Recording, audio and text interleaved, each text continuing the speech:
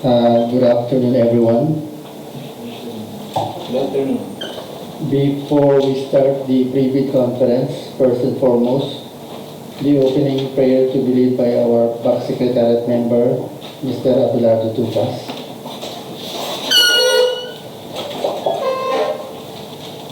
In the name of the Father, the Son, and the Holy Spirit. Amen. Lord God, magandang hapon po sa inyo. Maraming salamat po sa binigay mong pagkakataon sa amin na puli kaming gaganap ng aming tungkulin dito sa BAC, sa pre-bid conference. Maraming salamat po na nakarating ang mga member at ang aming vice chairman ng BAC at ang sa mga nanonood ng aming live coverage. Lord, maraming salamat din po sa patuloy mong paggabay sa amin. Sana po kayo ang manguna sa aming gawain ito na maging successful at walang anumang hindi magandang mangyari. Lord, kayo rin po ang bahalang maggabay sa bawat sa amin. Ang lahat ng ito ay aming dinadalangin at tinataas sa inyo sa pamamagitan ng aming manunubos na si Jesus Cristo. Amen. Sa ngalan naman ng Anak ng Espiritu Santo. Amen.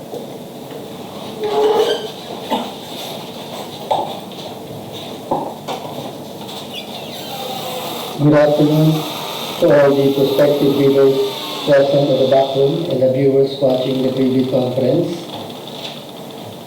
live streaming at YouTube channel and social media platforms. The Bids and Awards Committee back meeting for today, January 22, 2024, is now called to order. May we request our BAC Secretariat member, Mr.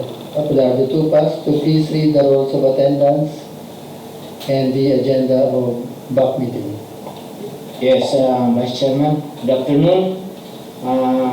Today, January 22, 2024, we are scheduled the pre-bid conference for the contract ID 2023F0132. Here the attendance of the BAC members,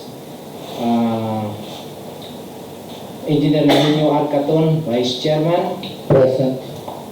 Engineer Manuel A. Tabinga, BAC member.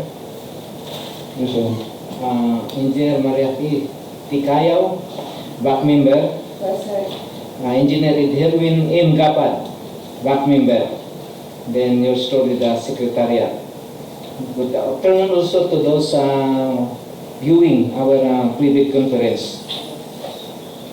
The agenda for this pre-bid conference, contract ID 23F0132, construction of multi-purpose building at Barangay Ransang, Municipality of Rizal, Province of Palawan. One is the brief explanation by the BAC of the following. A. Basic contract data, including contract description, EBC, and duration. B. The requirements of building documents, including instruction to leaders, general conditions of contract, special conditions of contract, specifications, drawings, bill of quantities, and other forms. Letter C. Documents to be submitted by the bidders. Here under the number 1 is technical component envelope. The class A documents. Letter A, legal documents. B, technical documents. C, financial documents. D, the class B documents. Under documents to be submitted also by the bidders is number 2, financial component envelope. Under here is A, financial bid form. B, bid prices in the BOQ or bill of quantities. C, detailed estimate. D, cash flow by quarter. Letter D, criteria and procedure for eligibility check, preliminary examination of bids, detailed evaluation of bids, post qualification, and award. So the number 2, brief presentation. The number 2 is questions, then comments from bidders and replies of BAC and other representatives of procuring entity. Number 3, summary of proceedings. proceedings, including the supplemental or bid bulletins to be issued. Number 4 is other matters. That's all, Sir Vice Chairman. Thank you, Mr. Tupas. May we request our back member, Madam Engineer Maria Kaykayaw, to please discuss the basic contract data, the requirements of bidding documents, and the documents to be submitted by the bidders. Thank you, Mr. Vice Chairman. Good afternoon, everybody. Good afternoon.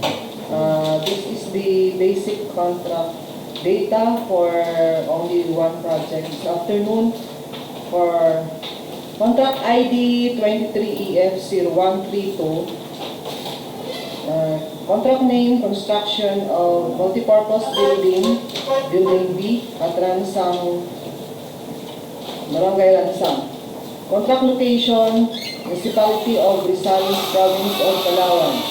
Brief description is the construction of 10 meters by 20 meters, two-story building with 3 meters and by 5 meters, entrance porch, multi-purpose hall, 2 offices, records office, stock room, toilets, 2 quarters, 3 chambers, septic vault, furnitures, CCTV system, concrete parking space at the front, and 2 solar post light.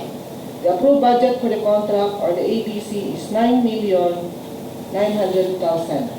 The source of funds is FY 2023 GAA and program appropriation. Contract duration is 150 calendar days. The cost of bidding documents is 10,000. Pickup license for size range is small b. That's all for the basic contract data. Next topic is the requirements of the bidding documents, which include instruction to bidders, general conditions of contract, special conditions of contract, specifications, drawing, bill of quantities, and forms. For the instruction to bidders, the bidders must submit their technical and financial document sealed envelope into one big envelope. All interested bidders may acquire a complete set of bidding documents at Procurement Unit Office, Back Building, DPWH, Palawan 2nd DEO, Nara, Palawan, upon payment of applicable fee for bidding documents pursuant to the latest guidelines issued by the GPPB with the amount stated on the basic contract data, or it may also be downloaded free of charge from DPWH website www.dpwh.gov.ph and from Philippine Government Electronic Procurement System or PhilGEP's website www.philgeps.gov.ph, provided that the bidder shall pay the applicable fee for the bidding documents not later than bid submission. Bid submission may be done manually or electronically online. However, bidders should only select one mode of submission, either manual or electronic. Similar to manual submission, the guidelines for preparation and submission of electronic bid are obtained in the bidding documents. Bids must be received by the back secretariat through at the DPWH Building 2nd floor, back room, Nara, Palawan, for manual submission, or at electronic bids, Palawan 2 at dpwh.gov.ph for electronic submission. All bids must be accompanied by bid security in any of the acceptable forms in the amount stated in ITB Clause 16. For bid submission, the contractor's representative shall submit the copy of Contractor's Registration Certificate or CRC or Special Power of Attorney SPA together with government-issued ID. Bid opening shall be on February 6, 2024, 10 a.m. at DPWH 2nd floor, back room, Nara, Palawan. Bid will be opened in the presence of the bidder's representatives who choose to attend the activity. Late bids shall not be accepted. For the general conditions of the contract or the GCC, the purpose is to provide standard terms and provisions of the contract applicable in all contracts in general without detailed information and data specific to the contract at hand. The GCC defines the contractual requirements and obligations of both the procuring entity and the contractor at hand. The obligation of the procuring entity is to provide you with the plans, the inspections, and tests. For the contractor's obligation, number 1 is to carry out works per contract in accordance with the plans and specifications within contract duration. Number 2, the contractor shall employ the paid personnel indicating their designation in accordance with ITB Clause 10.3 and specified in the BBS to carry out the supervision of works.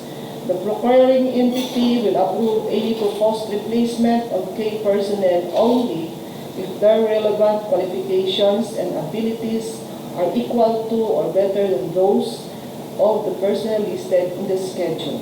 Number 3, the posting of performance security. This shall guarantee the contractor's performance of its contract obligations up to the certificate of acceptance after the defects liability period and upon submission of the required warranty security if acceptable. The performance security shall also guarantee the recoupment of any advance payment. It must be posted in favor of the procuring entity and shall be forfeited in the latter's favor if it is established that the winning bidder is in default in any of its obligations under the contract. The DCC shall remain unchanged. For the special conditions of the contract or the SCC, the purpose is to provide specific information in relation to the corresponding clauses in the general conditions of the contract. The SCC shall specify contractual requirements linked to the special circumstances of the procuring entity and works procured. Some contents of the SCC are the intended completion and start date, required descriptions of works, type of structures and warranty period, amount and schedule of advance payment. Contractors' K personnel and the equipment requirements are stated in the bid data sheets. For the specifications shall reflect necessary minimum requirements. It should promote the broadest possible competition while assuring structural integrity and performance of the infrastructure. For DPWH contracts, DPWH standard specifications for public works and highways are the approval. It shall be the base standards to be met by the materials and works to be performed. So, yung ating project ay building. Meron tayo po Volume 3 for buildings. Standard pay items in the PCMA is used. Modifications in the DPWH standard specifications shall be the special provisions of the contract at hand. For the drawings, ito po yung ating plano. It varies with the type and nature of contract and works involved. It represents in accordance with accepted national and international standards and practices for infrastructure contracts based on detailed engineering which form part of design outputs. It consists of layouts, plans, profiles, elevations, sections, site location, and perspective in sufficient detail and scale complemented by specs to enable the bidder or the contractor to gain clear, accurate presentation of required works. It is also a reference or guide in the implementation of project. For the Bill of Quantities or the BOQ, the purpose is to provide sufficient information of the quantities of works to be performed under contract at hand, to enable the bidder to prepare bids efficiently and accurately. Yung BOQ po natin ay may 6 columns. Columns 1 to 4 is to be filled up by the procuring entity, and columns 5 to 6 to be filled up by the bidder. The bidder shall not change the entries under pay item, which is in column 1, description in column 2, unit in column 3, and quantity in column 4, which are set by the procuring entity for each item in the BOQ. The bidder shall indicate its unit bid price in words and in figures in column 5, and its total bid price in column 6. Kailangan po magkatugma ang inyong words and in figures. The TWG will check your submitted BOQ from posted BOQ. Any discrepancy in your submitted BOQ is modification of bidding documents and it is patently insufficient. Yung last po na ating requirements sa bidding documents are the forms. Lahat ng ating forms ay standard and updated at lahat ng ating requirements sa bidding documents ay nakapost sa PhilJEP's and DPWH's website na pwede nyo po i-download for free. That's all for the requirements of bidding documents. Now, let's proceed to the documents submitted by the bidders. If the bidder is not enrolled in CWA, these are the documents should be submitted. For the legal documents, ito yung sa ating first envelope. Number 1, valid PhilJEP's registration certificate, platinum membership, with and 3 pages. Number 2, the registration certificate from Securities and Exchange Commission or SEC or the Department of Trade and Industry, DTI, for sole proprietorship or Cooperative Development Authority, CDA, for cooperatives or its equivalent document. Number 3, the mayor's or business permit issued by the city or municipality where the principal place of business of the prospective bidder is located, or the equivalent document for exclusive economic zones or areas. Number 4, tax clearance per Executive Order number 398 series of 2005 as finally reviewed and approved by the Bureau of Internal Revenue or BIR. For the technical documents, number 1, statement of the prospective bidder of all its ongoing government and private contracts, including contracts awarded but not yet started, with any, whether similar or not similar in nature and complexity to the contract to be bid. Number 2, statement of the bidder's single largest completed contract or SLCC, similar to the contract to be bid, except under conditions provided under the rules. Number 3, from Philippine Contractors Accreditation Board or the PCAB license or special PCAB license in case of joint ventures and registration of for the type and the cost of the contract to be bid. Number 4 is the original copy of bid security. If in the form of surety bond, submit also a certification issued by the Assurance Commission or the original copy of the notarized bid securing declaration. Number 5 is the project requirements, which shall include the following. Letter A, the organizational chart for the contract to be bid. Letter B, list of the contractor's key personnel. Is the following: project manager, project engineers, materials engineer, and foreman to be assigned to the contract to be bid with their complete qualification and experience data. Letter C, the list of contractors' major equipments which are owned, leased, or are under purchase agreements supported by proof of ownership or certification of availability of equipment from the equipment lessor vendor for the duration of the project as the case may be.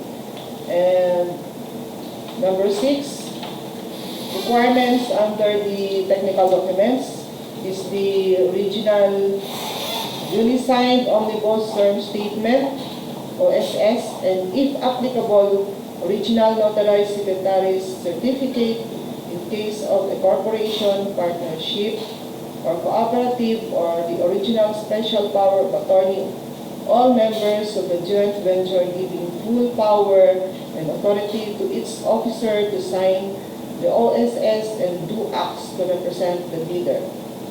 For the financial documents, number 1, the prospective bidders' audited financial statements showing, among others, the prospective bidder total and current assets and liabilities, stamp received by the BIR or its duly accredited and authorized institutions for the preceding calendar year, which should not be earlier than 2 years from the date of submission. And number 2, the prospective bidders' computation of net financial contracting capacity or the NFCC.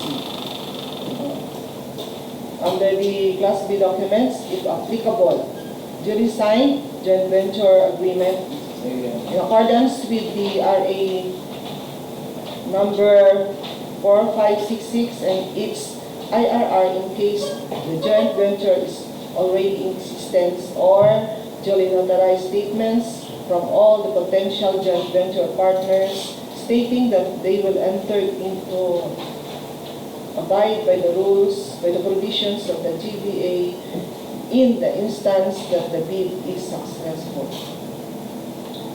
Any missing, incomplete, or patently insufficient document in the above mentioned checklist is a ground for outright rejection of the bid. For the second envelope, this is the financial envelope. These are the documents to be submitted by the bidders. Number one, the original of duly signed and accomplished financial bid form. Number two, the original of duly signed bid prices in the bill of quantity. Number three, the duly accomplished detailed estimates form, including a summary sheet indicating the unit prices of construction materials, labor rates, equipment rental used in coming up with the bid. Number four is the cash flow by quarter. Mr. Chairman, these are the documents to be submitted by the bidders. Thank you, Engineer Kaya, for the clear information and well-defined explanation. May we request our back member, Chief Manuel Cabinga, to please discuss further the criteria and procedure for eligibility check, preliminary examination of bids, detailed evaluation of bids, cost, qualification, and award. Good afternoon, Mr. Vice Chairman, Good afternoon. to be back, and secretariat members, and to our online viewers via live streaming in our Facebook page. These are the criteria and procedures for the examination and evaluation of bid proposals. Number one, eligibility check. Two, preliminary examination of bids.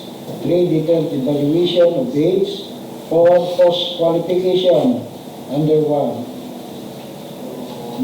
eligibility check.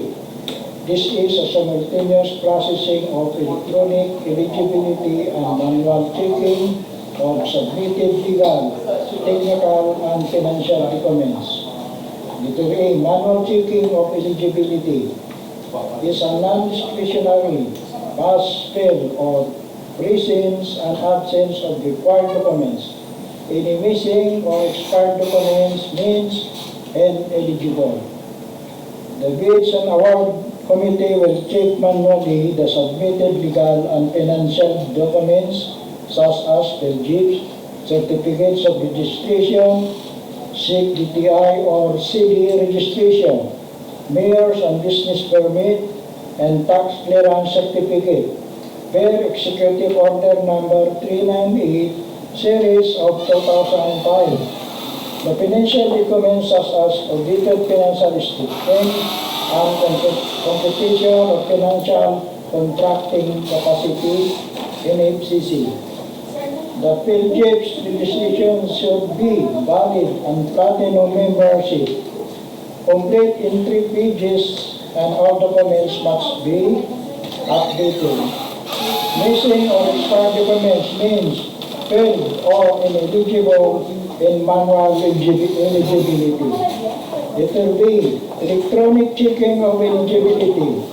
The authorized administrator user will process the electronic eligibility of the bidders using the system provided for CWA. This is a database of contractors, legal, financial, and technical information. A bona fide contractors who will do business with the department are encouraged to enroll to the registry. The DAC will provide receipt a copy of the electronic eligibility showing result of pass or fail in the legal, financial, and technical aspects.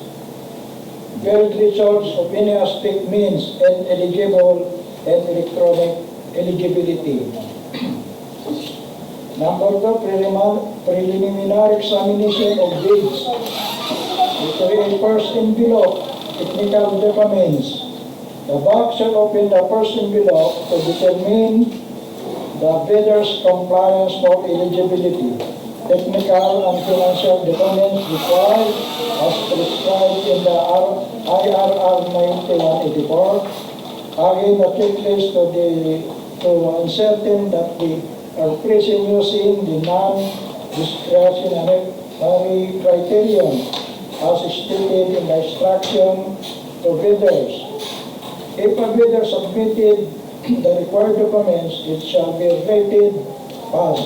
For the particular requirements, bids that fail to include any requirements or are incomplete or patently insufficient shall be rated as failed. Any missing documents means failed or automatically disqualified. Statement of the prospective bidder of all ongoing government and private contracts, including awarded contract but not yet started, should be declared and filled up in the prescribed format. Certification of compliance of laboratory equipment issued by the head of technical working group must be present. In case of new contractors, proof of ownership purchase must be attached. Laboratory equipments must be company-owned, neither rented or leased. The omnibus form statement must be complete in 10 days. 10 statements. Failure to comply with these requirements should also result to the outright disqualification of your bid proposal. Letter B, second envelope, financial documents. Same as with the first envelope, non-discretionary pass, fail criteria of presence and absence of documents. Any missing documents means fail. If present means pass. After determining compliance in the first envelope and rated pass, the bank shall open the second envelope. For bidders whose first envelopes were rated failed, the second envelope will not be opened. It will be returned to the bidder or any authorized representative and opened. In case any of the requirements in second envelope is missing, incomplete or patently insufficient, and or if the submitted total bid price exceeds ABC, shall be rated failed. The ABC shall be the upper limit or ceiling for the prices. On the bids that contain all bid requirements of both components shall be rated pass. The above item is in opening and preliminary stage. Number 3, detailed evaluation of bids. Technical working group. Detailed evaluation of the bid that was open, read, and rated pass. The purpose is to determine the lowest calculated bid, LCB. To estimate established correct calculated prices of bids. Ranking calculated total of bid from lowest to highest. Criteria. The completeness of bid will be checked. All blanks in bid form must be properly filled up. Procedure. The bank TWG will check all required items in bidding documents. This includes the following. Number 1, unit price or cost of item, BOQ, that's column 5 and 6. Increasing no price is considered non-responsive, while specifying a O, or that means it is offered for free, it's responsive. Number 2, monitor arithmetical correction in case of discrepancies between bid price versus bid prices in words. Bid prices in words will prevail. Total price per item versus unit price per item quantity. Unit price per item quantity will prevail. Stated total prices versus total sum of prices of component items. Total sum of prices of component items will prevail. Unit cost in the detailed estimates versus unit cost in the BOQ. Unit cost in the BOQ will prevail. Number 4, cost qualification of the technical working group to determine whether bidder with lowest calculated bid LCB complies with and is responsive to all requirements and conditions of eligibility, and the bidding of the contract to be declared the lowest calculated responsive bid LCB. Letter A, the verification and validation of bidder stated competence and experience, including the single largest completed contract, is LCC, similar to the contract being procured. Letter B, verification of competence and experience of the bidder's key personnel to be assigned to the contract as against the minimum requirements under the bid data sheet. A proposed key personnel is an employee of the bidder and working on another project at the same time of the bidding. The bidder shall submit a certification that, number 1, the personnel will be pulled out from the ongoing project once the bidder is awarded the contract. Number 2, she will be replaced with another person with equal or better qualification as certified by the head of the implementing office, pursuant to the Department Order number 9, series of 2012. The proposed key personnel and replacement must be named in the bidding document. It will see verification of availability of commitment and or inspection and testing of the required capacities and operating conditions of major equipments, units to be owned, leased, under purchase by the bidder for the use in the contract under bidding.